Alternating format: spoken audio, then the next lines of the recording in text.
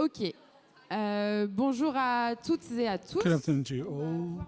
We'll be starting des changements climatiques, un for défi that pour moment of reflection on avant toute chose, climate change and the challenge it poses to human rights. c'est pourquoi I just want to tell you that one of the speakers will be speaking in English. That's why you were given headsets for translation. So don't hesitate there again to grab a headset if you haven't taken one. And for those who've just arrived, will be an interactive moment, and you'll be using your phones at one moment, at one stage during the session. Donc je vais me présenter. My name is Juliette Joyeux. À l'Institut international. I'm in charge of international projects at the Institute for basé à Human Caen. Rights and Peace. J'aurai le plaisir de modérer cet échange. An organisation based in Caen. I'll be moderating this session. Seul sur scène, comme vous pouvez le voir. I'm not the only one here, and I want to introduce the experts that are here with me today. Fiona Schnell, International des droits de l'homme et de la paix, CEO, diplômée en droit public et en sécurité internationale. Son expertise porte International Institute for Human Rights and Peace. She has worked on the external action of the European Union in Sahel and for peacekeeping and international relations. She's a specialist of security in Africa. She was in charge of DCAF program in Geneva, supervising a number of projects in African countries. Mondiale Normandie pour la paix du président Hervé Morin.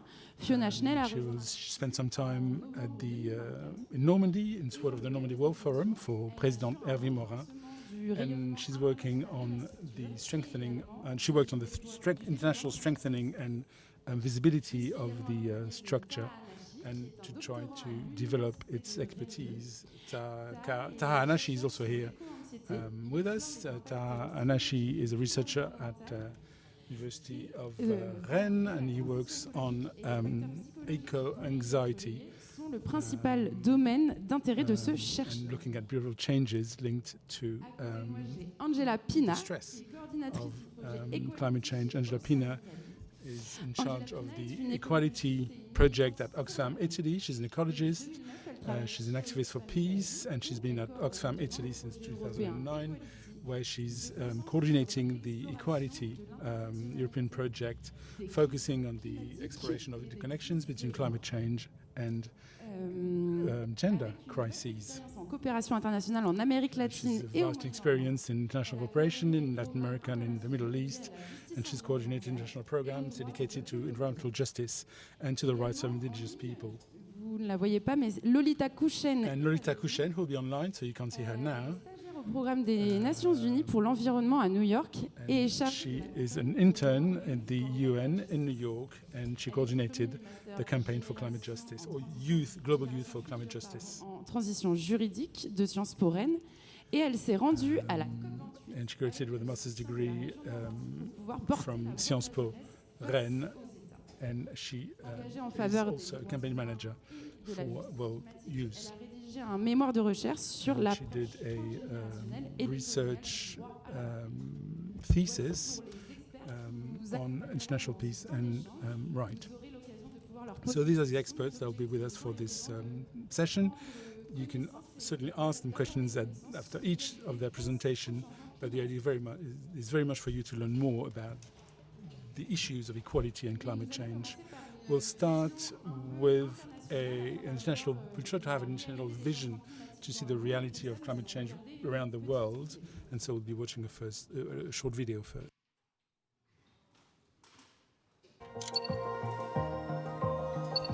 Floods. Des crues meurtrières en plein Sahel. Mais pourquoi l'Afrique subit-elle une crise? Why are there so many floods in the Sahel in Africa? Oui, nous sommes bien dans les rues de Niamey, au Niger. Yes, these are the streets of Niamey in Niger, in the heart of the Sahel. Several hundred dead, or several hundred victims because of these floods in August 2024. Elles sont à l'origine de centaines de milliers de sinistrés, de catastrophes humanitaires et de gigantesques désastres matériels. Étonnant que ces ravages soient causés par les hommes, parce que c'est plutôt à la désertification qu'on associe souvent l'Afrique. Comment en est-on arrivé à cette crise des inondations qui submergent le continent? On décrit ensemble. Et d'abord, c'est quoi une inondation? What's a flood? On parle d'inondation lorsqu'un cours d'eau ou un plan d'eau flood déborde de ses limites habituelles ou que de l'eau s'accumule dans une zone généralement when sèche. water accumulates in a dry area, when Crue, après de fortes a river or a lake de la remontée overflows des nappes phréatiques, after too une much rain submersion de la mer because of ou encore d'un ruissellement parce que land, les eaux ne s'infiltrent plus dans water un sol is going devenu up, or because imperméable. the L'inondation ground est un has phénomène become naturel, notamment dans les écosystèmes littoraux, cannot marécageux absorb ou the water fluviaux. anymore.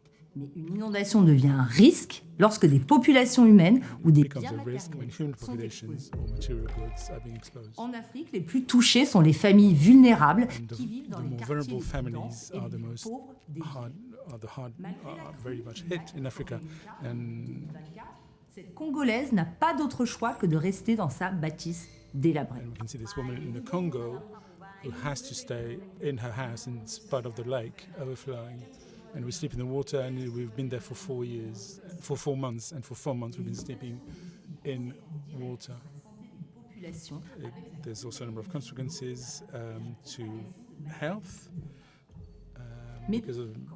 because the number of diseases that will spread. les scientifiques relèvent une alternance Scientists see that there's been cycles of drought and rain, torrential rain in Africa. In West Africa, there were 3 big stages from the 1940s until the end of the 60s. So wet à la disponibilité era, fat cows as it's called, because there was a lot of pastures for La région est de shepherds. And in the 70s, there were a lot of droughts, and since there's been more rain and more floods. 2022 et 2024, on a constaté de très graves inondations And from 2022 to 2024, there were very serious floods throughout the en Somalie, continent, in Tanzania, Somalia, Ethiopia, Tanzania, Kenya, Rwanda, Chad, Burundi, Congo, Brazzaville, or DRC, or in Cameroon, en Afrique australe, notamment en Afrique du in Southern Africa, in South Africa, and Mozambique, au Niger, au Mali and in et Niger, in Mali, in Senegal, and one remembers the very serious floods in Libya recently. Mais pourquoi le continent africain est-il touché par cette crise So why is the continent hit by floods like this? First, there's climate change, à l'égard des énergies fossiles favorise l'augmentation dependence or reliance on fossil fuel favors favors the emission of carbon dioxide into the atmosphere. The heat or temperature rises, and température air circulates in a different way. So more rain, higher temperatures and more rain. et la Niña. And then C'est there's El Nino and La Nina climate phenomena that affect the temperature of water, causes liées à la seawater. And then there's the causes due to human pressure on the natural context, deforestation, moins il y a d'arbres, the surface moins le sol absorbe. flooding, because when there are less trees, the ground can absorb less rain. And then unstructured urbanization, Les routes, les parkings. buildings, car parks, roads, Et puis il y a les problèmes d'infrastructure avec des mean that the ground becomes waterproof. stations d'eau mal dimensionnées. There's also infrastructure La mo- problems and a bad management of used water. Où les ponts fragiles s'effondrent en cas de crue. Alors comment répondre à cette crise So de how can we respond to that flood crisis? À l'échelle nationale, certains gouvernements tentent de réduire The national level, some governments try to reduce deforestation through agroforestry. States prefer urban planning or try to Espaces have verts. a better use of dans des infrastructures plus adaptées. various zones so that Certaines ONG the urban structure is better efficaces. or fits better the number of people living in an area. And there's also an attempt to try to warn populations so that they can evacuate in case of a flood. What's even more important is reducing greenhouse gases on the world level. You know that Africa emits very little greenhouse gas, and well, negotiation can help with this because there needs to be a very quick and deep reduction of greenhouse gas emissions so that the climate can stabilize and there are less extreme climate events. Les températures se réchauffent le plus. And yes, Africa is one of the continents where temperature rises the quickest. So there has been a number of common statements like the Kampala Declaration. And it also means that we need to stop the damage done to the environment otherwise Africa could become totally flooded. So I hope this can help you understand the flood crisis in Africa. En savoir plus sur le site de TV5 Monde.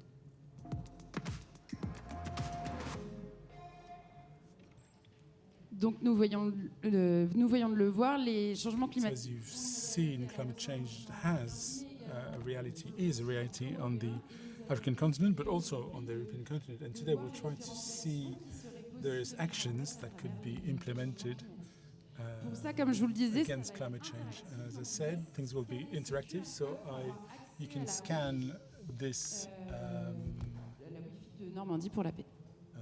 QR code, so you can get Wi-Fi.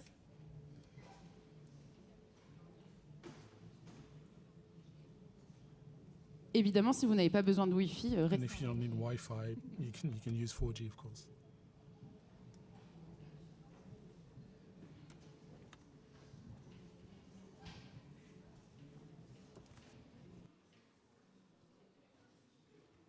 et gardez vos téléphones à la main parce que j'ai un nouveau QR code à vous faire scanner. Donc, And keep your phone in hand because I've got another QR code for you to scan. So either you go to www.menti.com and then you enter the code that you can see, or you can use just scan the QR code. je vais attendre que vous soyez connectés. So I'll wait for everyone to be logged on.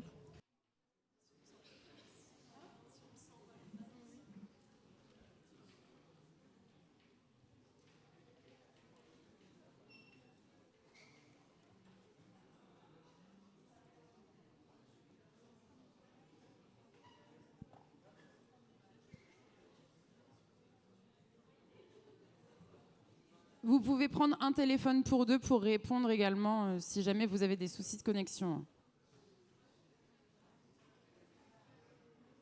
And then again, you can share a phone if you have difficulties getting logged on.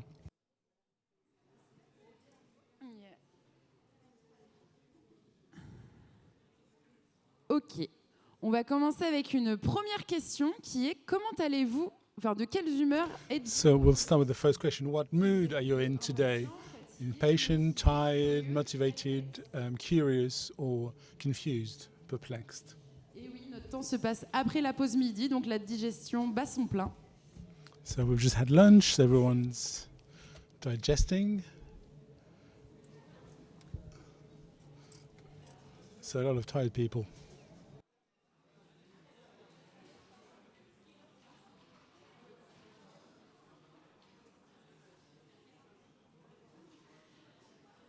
Vous avez donc compris le principe de Mentimeter, nous pouvons continuer. Et nous allons commencer par rentrer dans la thématique de l'égalité face au changement climatique. So that's how Mentimeter works. So we'll start into climate change and equality. According to you, what assertion is true?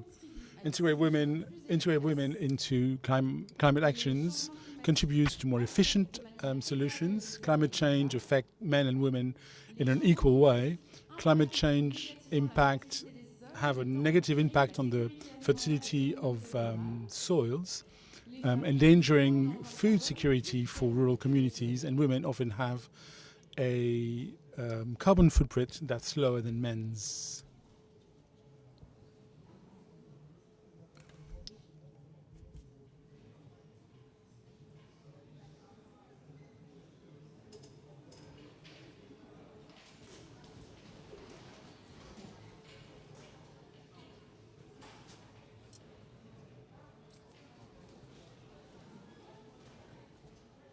Alors, les réponses. So the replies, the first was true. The decisions on climate implying women generate projects that take into account the whole society and are more adapted to society. The second is false. Women are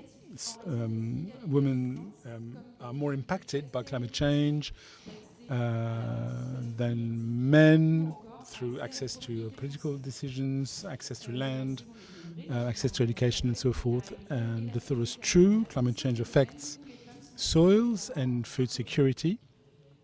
And it is true that studies show that women tend to consume less energy and use soft mobility more than men. And according to the UN and the High Commission to Refugees, 80% of displaced people because of climate change are women. Est-ce que vous connaissez les 3 piliers du développement durable? And do you know the 3 pillars of sustainable development? Human, natural, and farming, social, environment, or climatique. Solidarity, financial, and climate.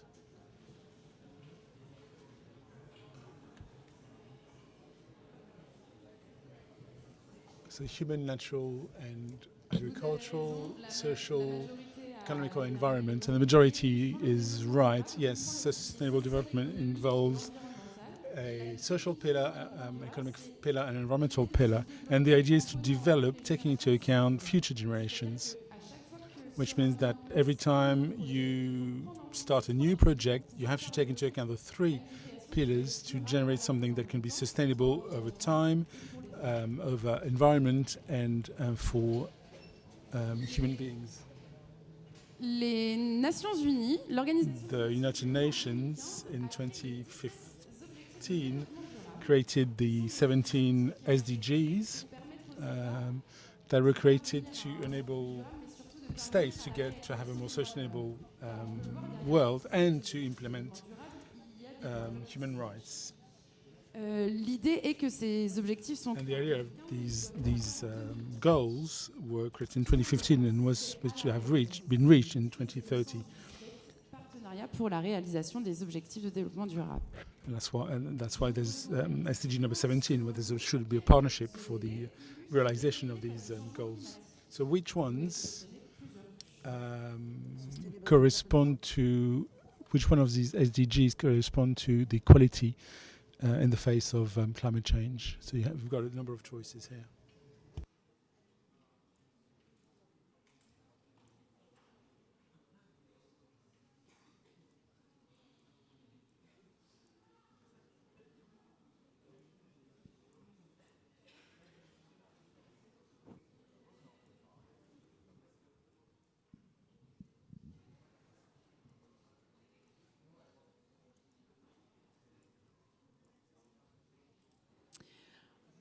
On voit que l'objectif de développement durable prioritaire... We can see that the main SDG is 13, climate actions, but a lot of the SDGs depend on each other. They're all interlinked, which means that acting for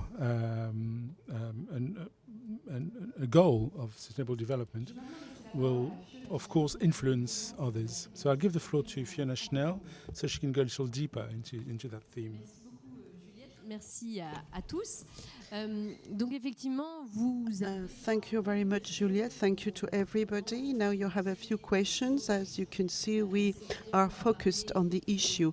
In other words, we're going to talk about a climate crisis and also inequalities. And how and when are we making this link? Because obviously, when we talk about climate change or climate crisis, it's an issue that we can focus on only without having any other questions. Nevertheless, when we have questions about the climate change, the first reflections that come up to our mind is inequalities that result from it. People are not impacted in the same way. to put it bluntly. And it's at this level we can make the link between the climate change and the fight against climate change and the human rights. Because indeed, when we have this reflection around inequalities, we realize the Universal Declaration of the Human Rights, which is the fundamental text and universal text to talk about the human rights nowadays, and to have pressure, to put pressure on the states in their actions. It's thanks to this Universal Declaration of the Human Rights. And what does it say? It reminds that we have a right of life, a right of minimum subsistence, and these rights, in fact, are impacted when we have floodings in case of storms, droughts, and so on. All the consequences of the climate change or the climate crisis. So there is a very strong link between the environment crisis and the issue of the human rights. So this is a very important point. At our level, when we do act, and I will be wearing the hat of the director of the International Institute of Human Rights and Peace, when we think about all these issues, we will be working by working on consensus, collaboration, and creation of changes with education, with both education. The more you understand, you, the youngsters, and also you, the public, the political decision makers, everybody the more we have people understanding what we're talking about, and the more the level of understanding is higher, the better it is. So with this bias, we will be working in our institute on human rights, on the link between human rights and climate change. So with this institution, it's also about peace. Peace is important because we can go even further when we talk about climate crisis.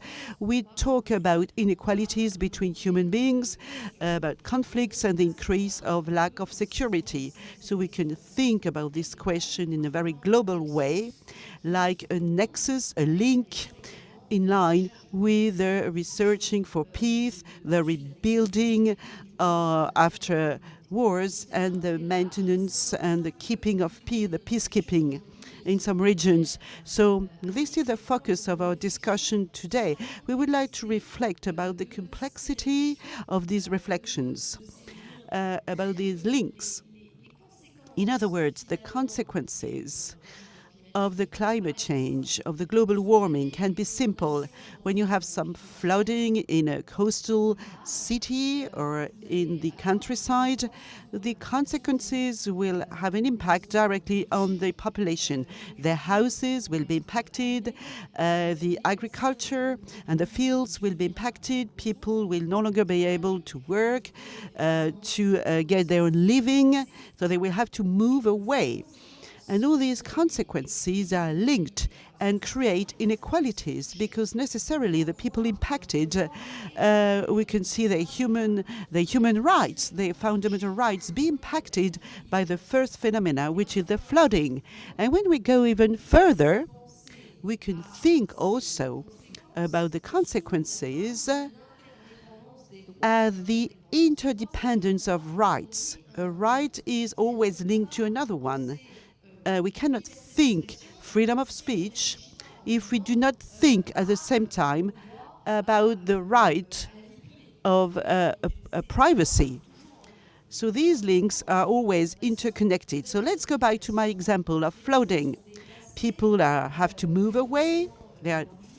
Potentially their life is in danger. So what about their right to life? And then who is going to take care of the children in a flooding? It's always very quick, a flooding. In a few minutes, you can lose your house. So who will take care about the elderly people, the children? And it will be mainly the women. So when we talk about climate crisis, we have to mention the commitment of the women and the interdependence and the consequences of the climate crisis, the human rights in a more global way, and inequalities resulting from them, and also the gender issue, the position of women in the climate crisis. So we can think about women and their vulnerability because they are the first ones impacted. And we can also think about women as a driver of action, because in the resilient societies, this is where we can see a lot of commitment from women in the decision-making process. And this is when, indeed, when we think about women as victims, but also as full-time players of the change. So when we think about climate crisis, then we have the resulting question about human rights and inequality and the position of women in society. This is how we make links between the different issues, between the different topics. So the stakes here are very interdependent, and they are linked, connected all together. So we have to act, of course, because we make observations. You saw the video explaining the flooding process in Niger. It's terrible for the local population and the consequences of the climate change. We also leave them in our territories in a different way, for sure, but we leave them differently in our territories. And beyond this, once we've made this observation about interdependence and the consequences of on the climate crisis, how can we act? And the action goes through commitment, consensus, collaboration, discussion. So first of all, we have to try to understand all together all the people in one society must have the same level of understanding of these stakes, challenges. This is why we are here today, to try to explain these issues to all the audience, all types of audience. You are young students, but tomorrow we will be discussing to a panel of professionals, and the day after a panel of elected people. So this level of understanding must be really universal to make it possible to have changes. And then we have to sit around the same table all together and discuss about it, because everybody will put forward their own interest. Employers will defend their own interests, their agriculture, the industry. The elected people, the local elected people will focus on the local territory. The youngsters will have their point of view. So everybody will have their own arguments around the table. And when we are all together in a phase of discussion, makes it possible to create changes, to commit oneself. And it's thanks to the theory of commitment that we can reach an efficient level of change. Later on, we will be discussing about eco-anxiety or other consequences, saying that we cannot do anything. We are always, we don't have any power.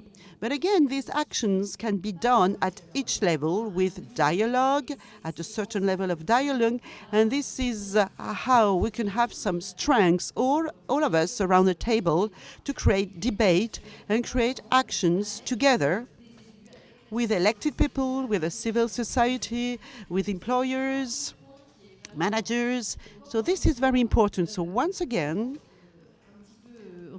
to go back to the significant elements, the climate crisis is not something to be considered in silos. It's not a question of world living in its bubble. The climate changes have to be reflected with the interference of the society, with your daily life, of all of us. And then we have the main question of inequalities and the consequences of the climate crisis on inequalities, on people, on the population, and the position of women in the society. But again, the modes of action do exist. Juliette will be mentioning them later on, and Angela also. So these are significant elements. So this is what I wanted to remind you. This link, and don't forget this link when we have these discussions, because it is important not to reflect only in silos, but to have a more global view in a complex world.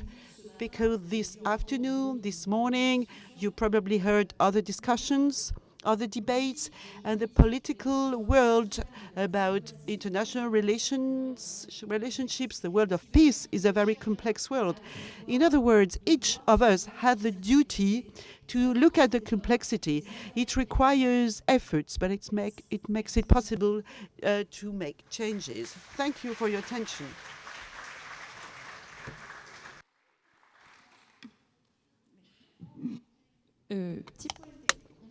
We have a technical issue. There is no more TV and the image on TV or the feedback on TV. Oui, Maxime, je vois que tu as besoin de mon mot de passe. Yes, Maxime, you need the help of Maud.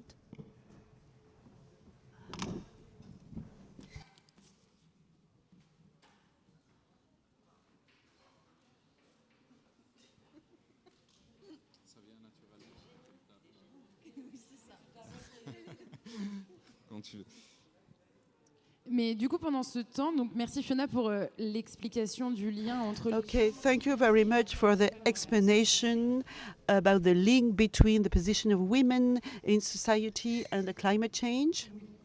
Can I say a few words? Thank you. Thank you, Fiona, for your speech. Introduce myself again. My name is Tara Mashim. I'm a doctorate and researcher in social psychology. Don't forget this. On eco-anxiety at the University of Rennes 2, third year. And I worked on this topic. I worked on the climate change and my personal anxiety, personal concerns about the future of the planet and the future of humanity in general. So I'm going to start with the observations made by Fiona, the basic text. I would rather talk about climate change, anthropogenic climate change that is due to human actions or environment crisis, because the climate change is only the consequence of the human activity. So if we are the problem, we should be able to be the solution. It is becoming more complex afterwards, but this is the basic observation. We are the problem and we can also be the solution. So I start from the basic, the fundamental text of the Declaration of the United Nations. I do not know it by heart. It's not my specialty, but implicitly and explicitly it says that humanity and human beings have a right to be in good health and have a nice life. It means no sickness and the psychological well-being. On the other hand, I don't know if I'm the only one being anxious about the video we just saw before on floodings. But the demonstration of the environment crisis has several consequences. Apart from floodings, we have droughts, we have heat waves. So this is the reverse of this declaration of the human rights. It implies that the propagation of illnesses, the shortage of food, an increasing number of dying people due to the heat waves, and also creating trauma due to the direct experience of the climate change. I will mention quickly inequality. Apart from gender inequality, I'm not an expert. There are other levels of inequality resulting from the climate change.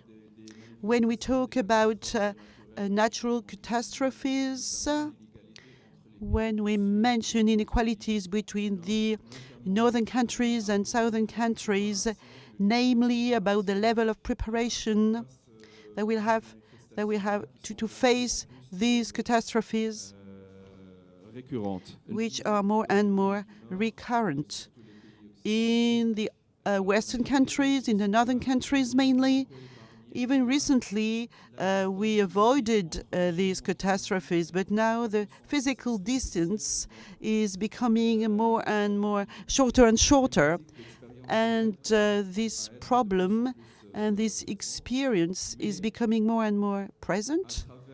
But through communication on the climate change in the media, in scientific literature, there is a sort of a demonstration, a direct demonstration, a sort of a awareness, a direct awareness of the impact of the climate change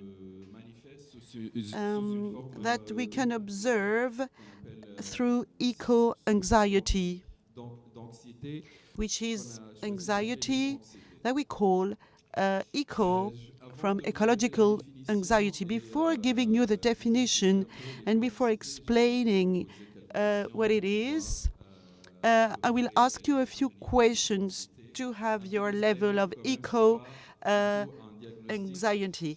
As a disclaimer, I have to say it's not a diagnostic.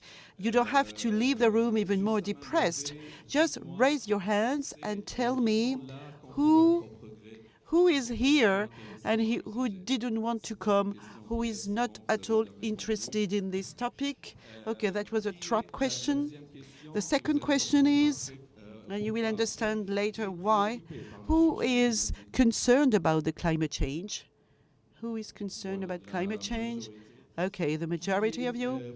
Now, who thinks very often or too much about climate change? Well, half of you. Well, the majority, no more majority of hands raised. Who thinks that the climate change has an impact on his daily life? That it has an impact of your daily life? Okay. Oui, c'est un peu une question générique, mais and another general question. Qui plutôt Never mind. Fait des cauchemars. Who makes nightmares? Who has nightmares about the climate change? It's not a joke. It's a symptom that has been identified in the questionnaire of measurement of eco-anxiety. So in general, I will give you the definition of eco-anxiety. It is a phenomena with different varying degrees. It is psychological stress or sometimes physical stress about fear of the scope of the reach of the environment crisis, which is uncertain and improbable. So we can see that you can suffer from eco-anxiety at different levels. It can start from a paralyzing state. L'éco-anxiété en général. But be reassured, eco-anxiety in general, the phrase eco-anxiety, we like it. It describes the whole scope of demonstrations of concerns when you have to face the climate change.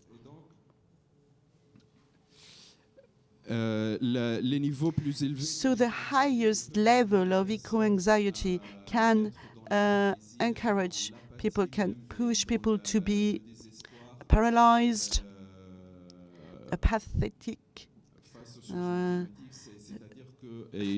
facing the climate change. They will tell themselves, what's the point of doing all this? Just let's do the same as usual. But it can be a driver when it is at manageable levels or low levels. It could be possible to have some action on the environment. In my research, without giving you too many details, it is not well defined, but my vocation in my research is to say that eco-anxiety is not only a pathological issue, and several researchers agree with me. In psychology, they try to say that the problem of eco-anxiety for your mental health is very important, and prevention of environment catastrophes to preserve lives. There is also work done on mental health of eco-anxiety to give the means to people, to give the mental means to be able to act in the field of ecological transition. But at the same time, it's very important to work on the mental health from a clinical point of view, but we have to be more general, and we can say we can suffer from eco-anxiety, but not at a paralyzing level. We can be worried about our future, we can be worried about the environment, but we can also act and engage ourselves at our level. And the last point is the one about the environmental action. What can influence eco-anxiety is the notion in English called agency. It's a self-efficiency, the feeling that you have the capacity to have the means to act. It's not a question of acting as such, it's a way of feeling that you can act. So it makes it possible for you to decrease the level of eco-anxiety, and it creates a positive retroaction, positive retroaction. So it can paralyze you, or you can be in a vicious circle with eco-anxiety, or you can have the feeling that you feel you have the means, you can act, so you can have a self-assessment and be part of a positive retroaction loop, and you can act individually and collectively. This will be the topic of another discussion, maybe for the final debate. Individual actions. We have to keep our critical mindset, and we have to ask the right questions about the level of efficiency of each action for the environment. And that's it. I think I'm finished, or well, I still have some more time. Last bullet points, and we conclude on this. At the equality level, at the psychological level, at the beginning of the research, there were differences in the eco-anxiety between men and women, old people and young people. Nowadays, with the replication of the data, we can see that this sequence is disappearing gradually. There are still inequalities. As I said at the beginning of my speech, you have inequalities between northern countries and southern countries. You also have inequalities depending on the politicians or political decision makers, so the origins of the problems are not perceived the same way, whether you're left-wing or right-wing. I cannot say more. You have to meditate on this. Also on the social media. I let you have your own opinion, and maybe we can have a discussion afterwards during the question and answers. Thank you very much. Merci de nous permettre d'avoir une. Thank you, and thank you for giving us a clear definition of eco-anxiety and its various mechanisms. So, time for questions.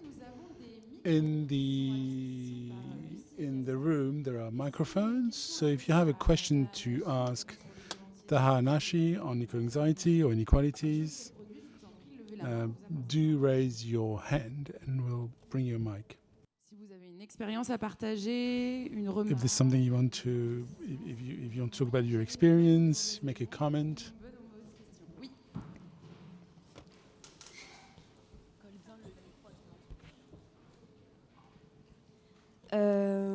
J'ai une question un peu au sujet de la psychologie. I have a question on psychology. Do you think that today, psychologically, human beings are able to format themselves and tell themselves that there's a change that has to be made?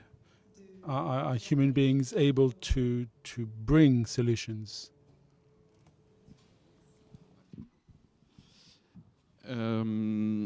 Alors, cette question, je peux répondre sur plusieurs niveaux. I can respond to that question on several levels, or 2 levels, which are my field of expertise. I'm sure there are more psychoanalytical or clinical explanations, but I can't really talk about this. But the first level is the cognitive level, or the neural level.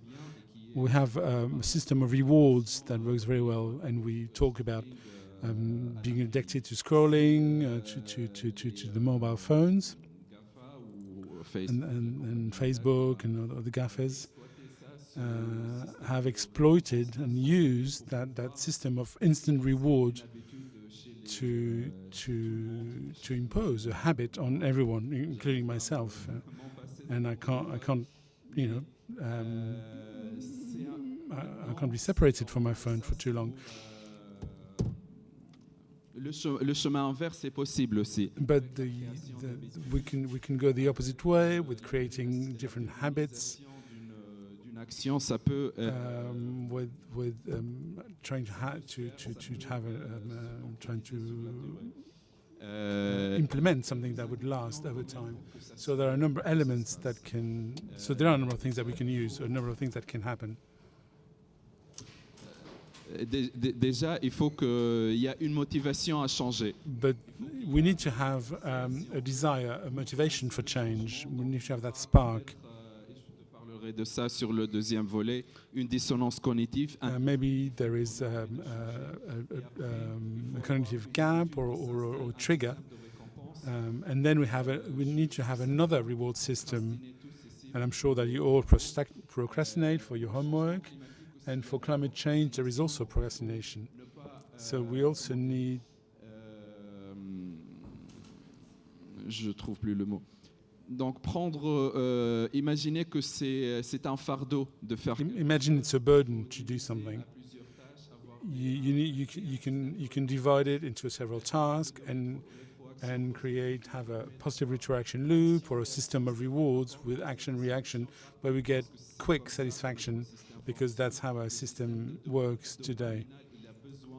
De voir our dopamine system needs to have an immediate response, otherwise we get tired and we lose interest. And if we want answers, or if we want results on a long-term basis, the way the human brain is built, is structured, that will work. Toute la journée sur ce point-là. And the second level, and I can spend all day on this, but I'll try to be quick. On the second point, the second level is a social level. On est dans un contexte, et ça c'est le plus important. We're in a context, and that's very important. We need to take the individual. We need to look at the individual within their context. Your students, you have maybe other concerns, other limitations. You're talking about habits. Tu parles d'habitude, je sais pas, je conclus que tu parles d'habitude pour œuvrer pour le changement climatique.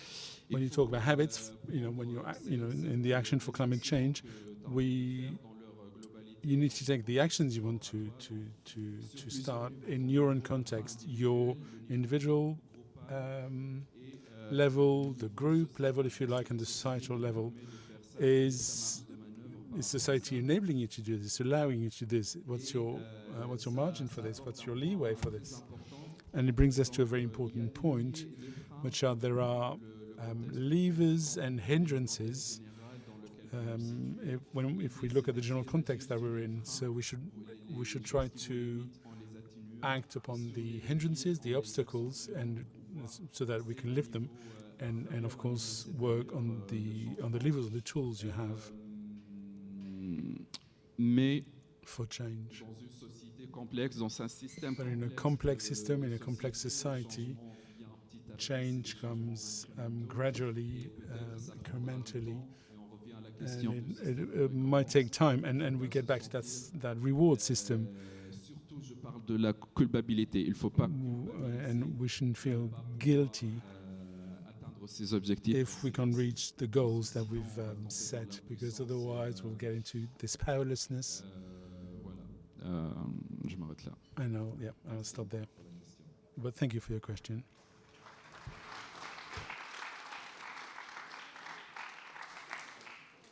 Nous avons une autre question. We have another question. J'ai une question donc. C'est quoi les plus grandes... What are the greatest inequalities in France on that topic? Par rapport à l'éco-anxiété? In terms of eco-anxiety? No, in terms of climate change. Alors, inégalité, c'est-à-dire celle... What do you mean inequalities? The most striking or the most visible? Is it in terms of figures? Non, pas forcément. C'est surtout celles qui marquent le plus. Those that are, yeah, the most striking. Alors, très clairement... Clearly, in terms of inequalities, there are economic inequalities because the main consequences of climate change or global warming are in France, on the European part of France. Les principales représentations de la crise climatique. The main representations of the climate crisis are droughts, principalement les réserves en eau dans France. That look at the water tables, and that can hit companies, if you like, businesses in farming or businesses that need water to run, industries that need water to clean material or produce certain goods. So there's an economic consequence there because it hits businesses.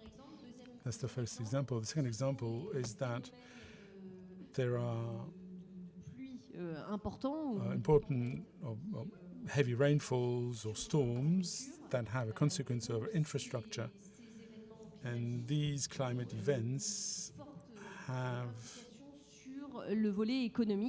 also have a very strong economic consequence because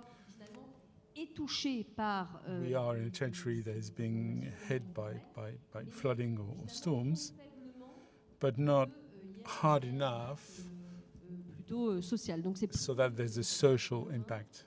So it means that tomorrow, if you're flooded, we're in a country where we're also lucky to have an insurance, and so you'll get reimbursed or your expenses or the cleaning of your house or of your land or whatever, these expenses can be reimbursed by your insurance. You can be compensated. Public services will help you if there's a storm. Local authorities will open emergency housing, for instance, or places where you can stay. But the inequalities here are more economic. And if you have, I'm being very down to earth, but if you've got money and if you're flooded, then you can go to a hotel or to a place that's further from your house, and what will be damaged during the flood will be reimbursed or paid for. If you can't afford that, then you'll be in a much more difficult situation. Simplement, c'est principalement des conséquences économiques. Yes, mostly economic consequences and inequalities. But there are also social inequalities in sur des conséquences en termes de position dans la société. In terms of the taking into account the economic crisis or the ecological crisis within social positions or social and also gender inequalities. Women will be taking care of the kids during a storm, while men try to maybe find solutions, but between men, while women take care of the kids. And it's a reality that we can see in France. Du Niger tout à We're l'heure, talking about Niger earlier, de la France. or in other territories in France. The situation there is quite different. Merci beaucoup. Thank you. On parle d'inégalité, on parle... We're talking about inequalities, we're talking about climate crisis. We can see that it can have negative impacts like eco-anxiety, but when Taha started talking, he also said that eco-anxiety could also be a driving force. And we'll see through a European mechanism how we can act on eco-anxiety and try to fight climate change. So I'll give the floor to Angela Pinna, who's project manager at Oxfam Italy. So Angela will be speaking English, so do grab a headset.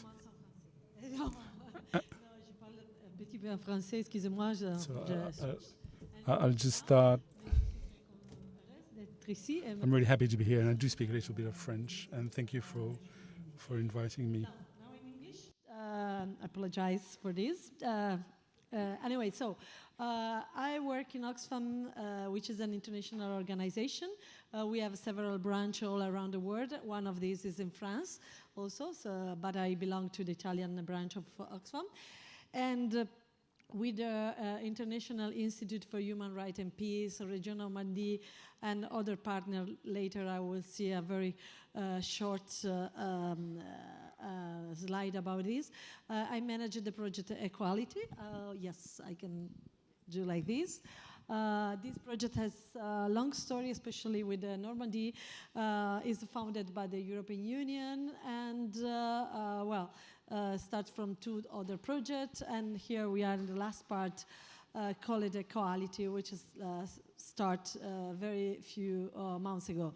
But why we are talking about this project? Because it could be a solution for student, for teacher, to be part of that movement that try to find solution and also fight eco-anxiety. But now we will see later how and what are our proposal. What is our proposal? So the project is implemented in 10 European countries. And it's an association between local authorities and CSO, civil society organization. Why this association between civil society organization and local authority?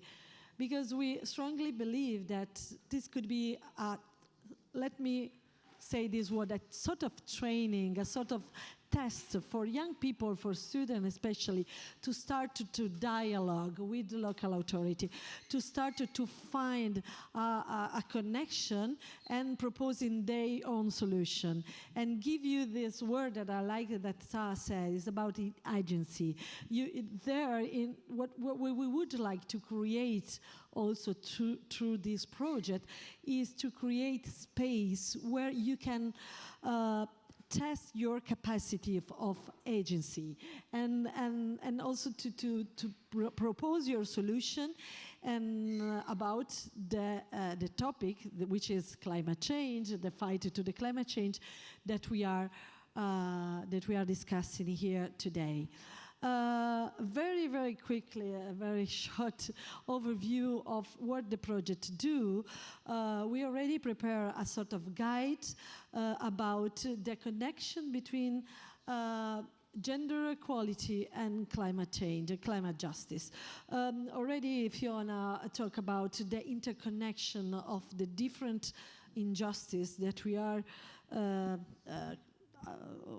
dealing with, and this project try to put together, present us the vision, a new vision of the problem, and try to propose also solution. We do with through learning program. We do through this atelier workshop with local authorities, young people, and also climate activists, all together finding this space of dialogue and proposing activity and solution. Also, the idea is also to give the word to people from the global south, for people who's at the forefront of the struggle for their rights, especially related to the climate justice. We also propose an exchange with young people in Madagascar and Mozambique. Here I put just Madagascar, but also Mozambique is involved in this project, because they are really, since very many years ago, affected by the impact of the climate crisis. We also had some activity in each country as work camps in France, Italy, and in the 10 countries to directly act in their country and to make sensibilization campaign in their country about this topic.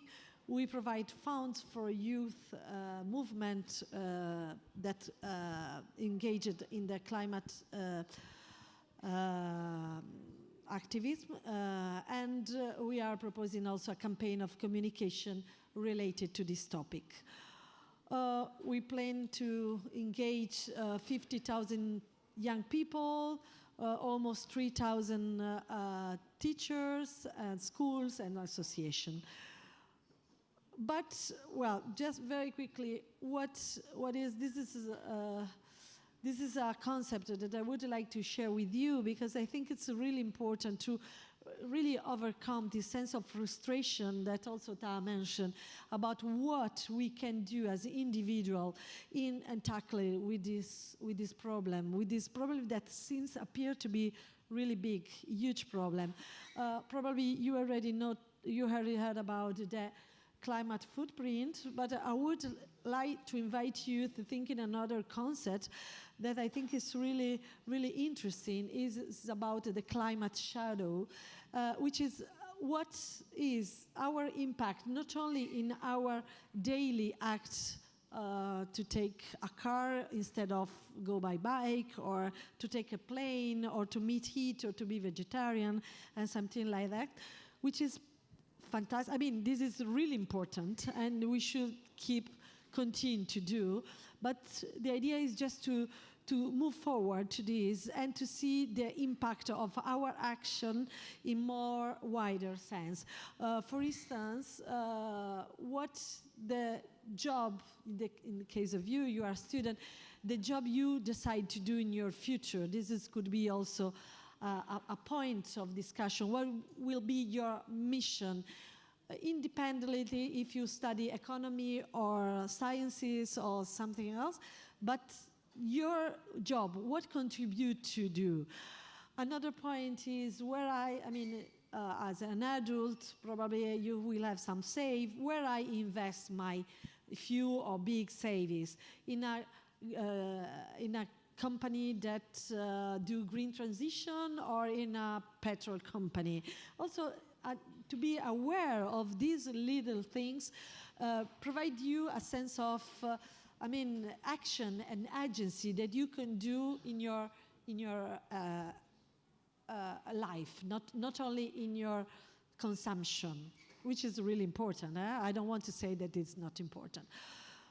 What this project do is go to the root causes of this inequality that already Fiona mentioned, and why the gender inequality and the climate justice are connected.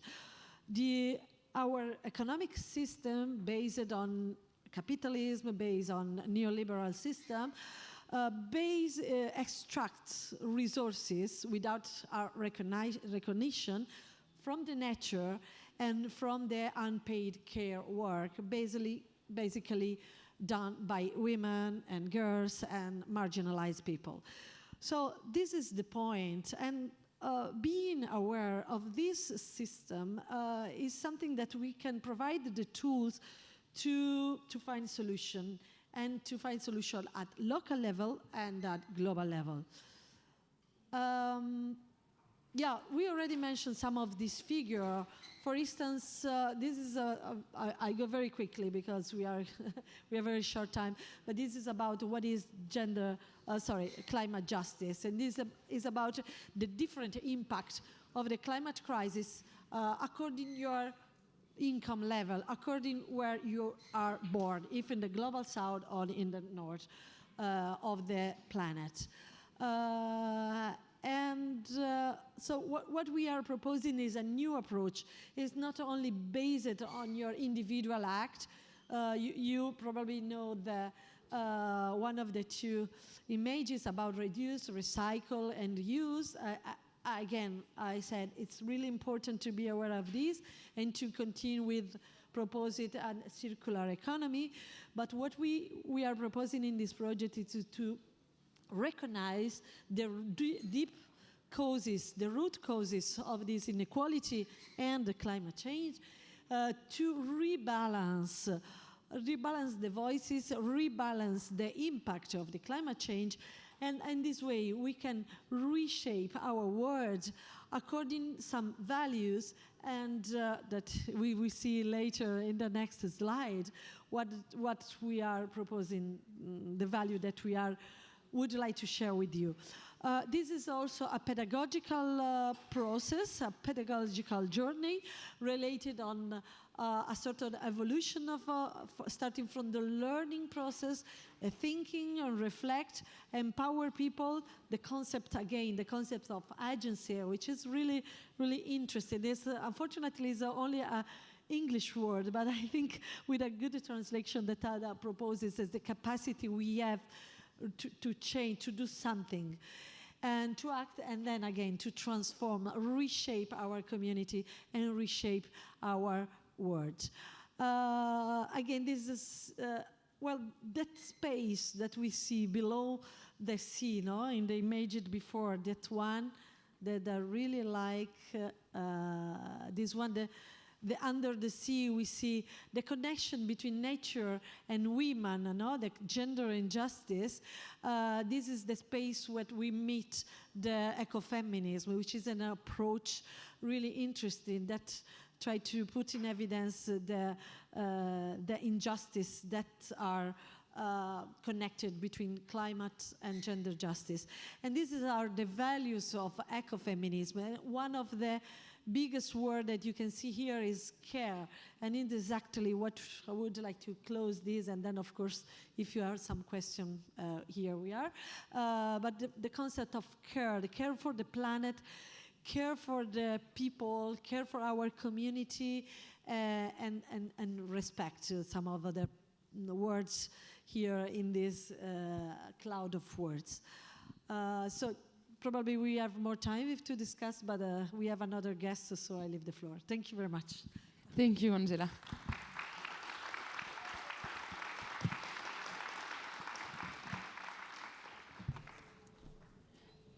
On a une autre personne à accueillir. We have another speaker to welcome. Please keep your questions, and we'll do the questions afterwards. Now let's have a look at the youngsters, how they can be committed into these questions. Lolita Kutchev, I give you the floor. Thank you very much. Hello, everybody. I hope that you can see and hear me properly. It's a pleasure to be here and to be able to share all this, and something that is very important for me between youngsters, how we can commit ourselves and share things. And thank you to all the previous speakers. I can skip some points because it was already well said. I will go back to some key concepts based on my experience and my commitment, which really makes sense in my commitment, in my way of seeing things. Thank you for speaking about ecofeminism, intersectionality of crisis. I think it's a very interesting parallel between the exploitation of land and exploitation of women. This makes sense, and I'm also thinking about another concept, environmental racism, that we can see even in France, based on our ethnical origins. We, because of our race, we will not live in the same territories.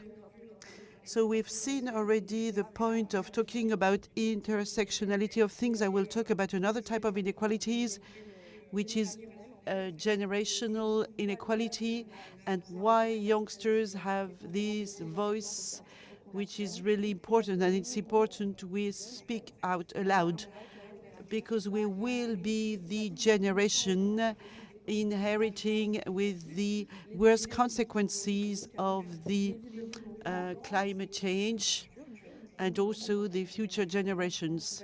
But we are the living generation who will live the longest time with these consequences. So this is why our voice is very important to be listened to, and also because we have something significant to provide, to bring about.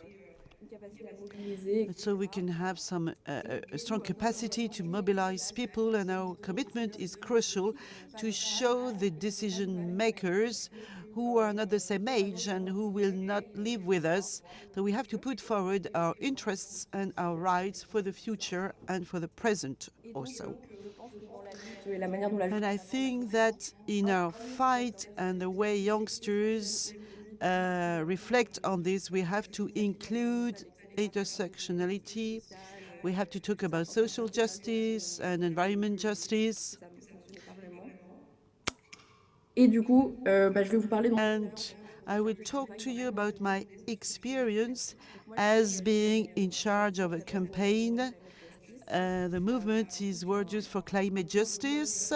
It's a movement, international movement of youngsters who mobilized to call out the International Court of Justice, the highest court in the world, to highlight the obligations of the states for the future concerning the climate change.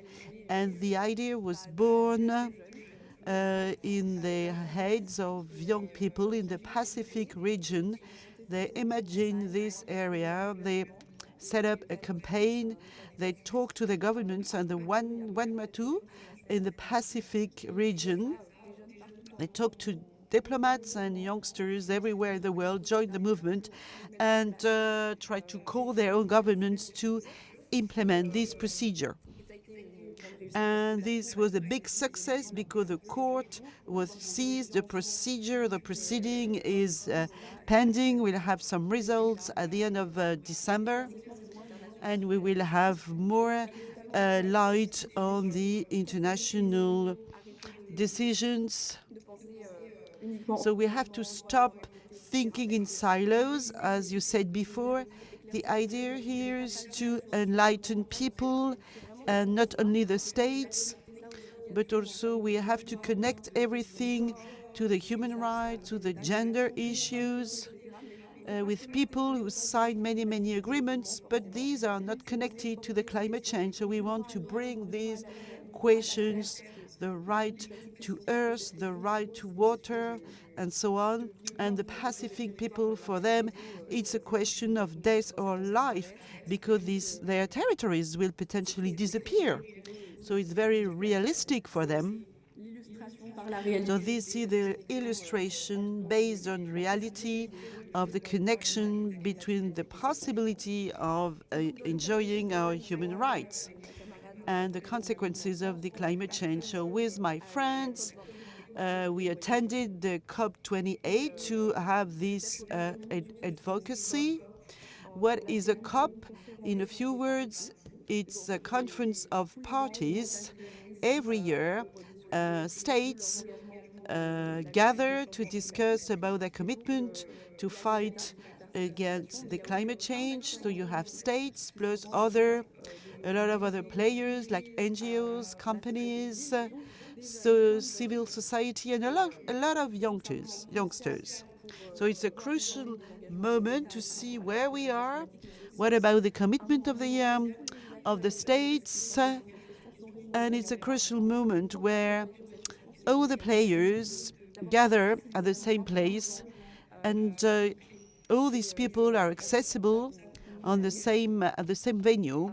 So this is why we went there. And on site, we can mention many types of actions. We took part into discussions. We had bilateral meetings with ministers, legal groups, legal teams from different states, and we can ask concrete things like their positions about our campaign. It's a unique moment also because you can create connections between all the youngsters involved, engaged, and also call out and talk to all these politicians and decision makers that you can see easily, and also journalists and press people who attend this event. And so we also were there to bring about recommendations supported by young people. It's called a local COP. It's also a mini and local COP about the recommendations they want to support when they can attend the big COP. So we had to support these recommendations. Mais je voulais quand même revenir.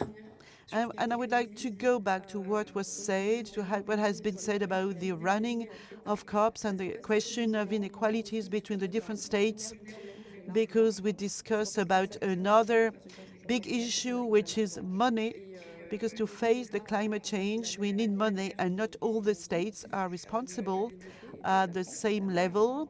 Like developed countries, like France, have historical responsibilities about the consequences of the climate change. So some states committed themselves to provide more money to finance and to help poor countries. This is the main issue, one of the main issues in our discussions.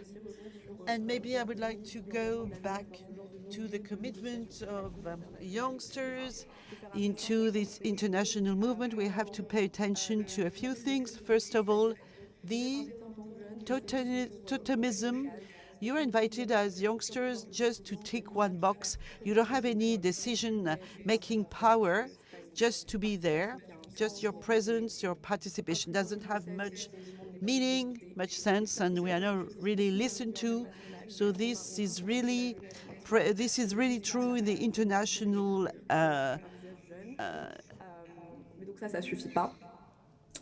meetings. So this is not enough for youngsters. The access to this type of sites, when you have to bring advocacies, it's difficult to get access. First of all, because you have to be aware that they exist, and then the money, it costs a lot of money to attend COPs. So again, we try to find youngsters coming from the Western countries. We have more money than the youngsters coming from developing countries. We got some accreditations from France, but it was more difficult to get some money. So I really have to thank the Normandy region to help us to go there. Otherwise, we couldn't have done it. So this is not always fair, and it's mainly the most impacted youngsters who should be there, who are the most impacted by the climate change, who could not attend this COP. And something else I would like to mention, sometimes you have a cognitive disruption between intersectionality of gender, climate. We were in Dubai, they export a lot of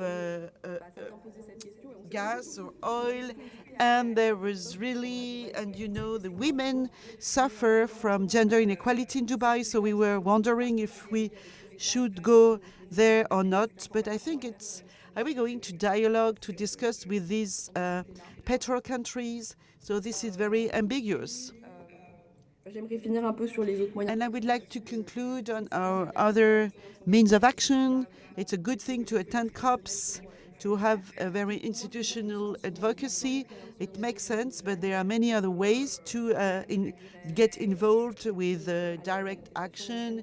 You can be part of demonstrations, you can go on strikes, you can disobey, you can do some local activism, very concrete things. You can be part of NGOs, you can be volunteers.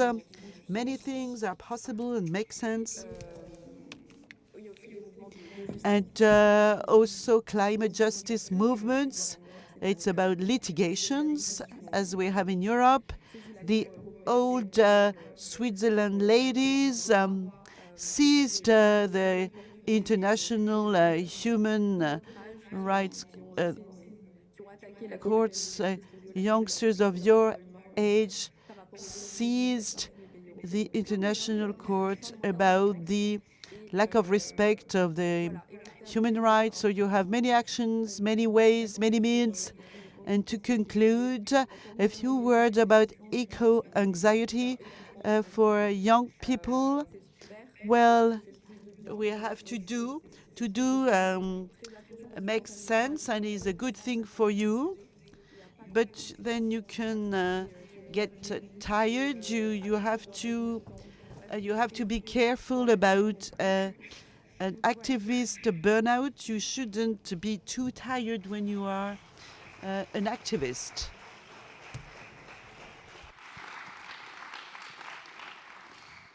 Merci beaucoup, Lolita. Thank you very much, Lolita.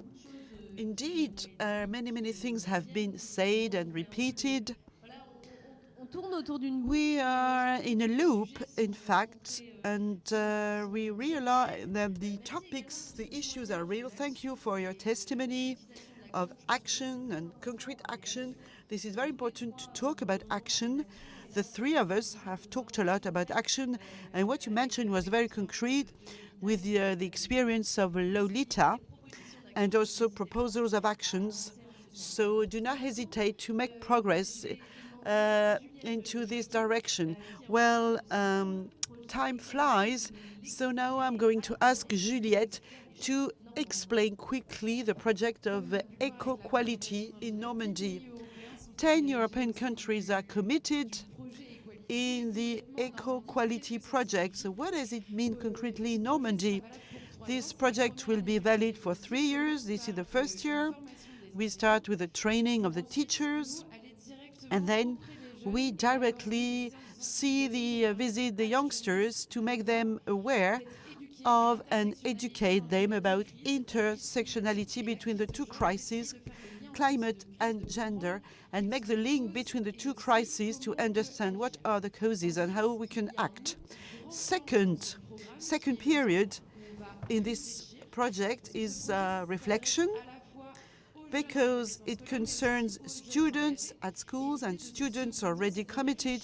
So the second phase is to reflect together, to meet all together in the same venue, and also with local authorities to be able to reflect, to use collective intelligence, and to see what we can implement in Normandy so that we can act concretely on the climate change, taking into account the gender equalities. The next step afterwards, each student, each youngster will go back to where he comes from to act, to transfer, to convey the message to his classroom and implement concretely projects resulting from this reflection phase. And then in the institute team will be there to support you. We've had already a strong experience in the implementation of projects, so we have the tools to help you in a very easy way, to help you to implement projects based on your needs and availability. Then this project is mainly for associations, for schools. It stops there, but for associations, as Angela was saying, there is a national work camp, which is a regional meeting where the young people will implement concretely a project. And then we have also 2 major youngsters.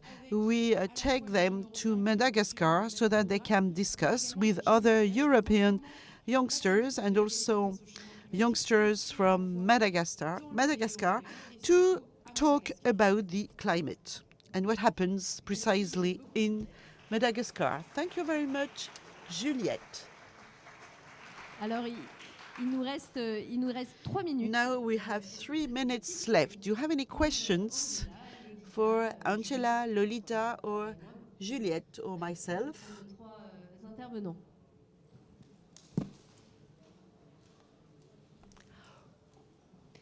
Peut-être vous vous posez la question, comment nous inscrire? Maybe the question how can we subscribe, register with Eco-Quality?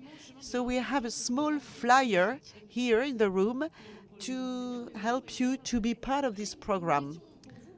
I have a question for you because Tara talked about the Menti Live. Raise your hands. Do you have ideas now to commit yourselves? Does it give you ideas to commit yourselves? Est-ce que ça vous donne envie de vous engager? Do you feel like committing yourself? Ah, déjà plus de monde. Okay. Merci également.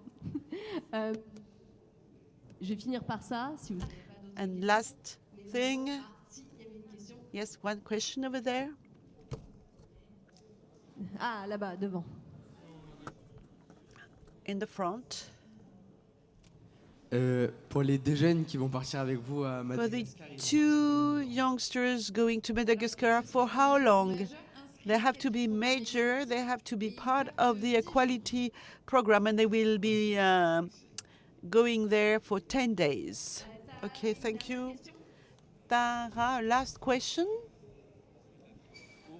Parce que la question elle est un peu compliquée pour vous 3, du coup Lolita aussi. Maybe it's a complex question for the 3 of you. You talked about in the project. J'aimerais appeler ça un changement de paradigme. I would like to call it a change in the paradigm. Les deux between the 2 paradigms. The youth, I don't remember, that was on the slide. My question is, in your opinion, it's a rhetorical question because I already have the question more or less. In your opinion, the first approach, is it an individual approach and then a systemic approach, the other one? Or in your opinion, which one is the more efficient? Which one gives this feeling of margin for maneuver for youngsters mainly who find themselves in limited situations, and how came this idea of mentioning this new paradigm or this new approach? I hope I well understood. Yeah, actually, there is not a new paradigm, a new approach. So far, I think the dominant narrative was about the individual responsibilities. And this doesn't work anymore for 2 main reasons. One reason is that there's no time. and second reason, the problem is systemic.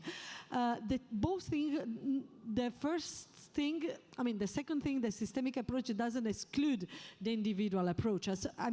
What I said, that each of us should be aware that what is his personal act, but also being aware that our personal act doesn't change the world, because this is something that the dominant narrative, the power economic system switch through the individual, the responsibility of the actual situation, but it's not like this.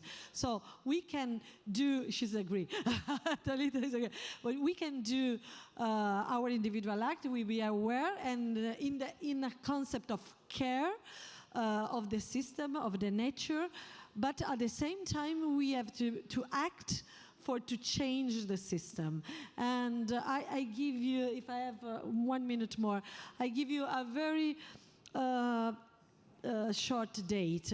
According to the report presented by Oxfam in Dubai, which is, I have here, climate equality, the 1%, yes, the 1% of the super rich of the world are responsible for the same quantity of carbon emission of the 66% of the poorest people in the world, which are 6 billion of people.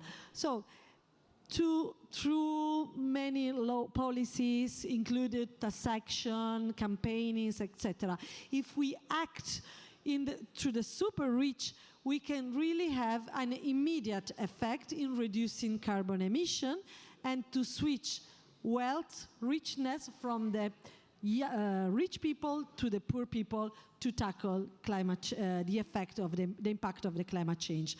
So both things are important, but I think and in these two levels we have to act as an activist, as individual, and as organization.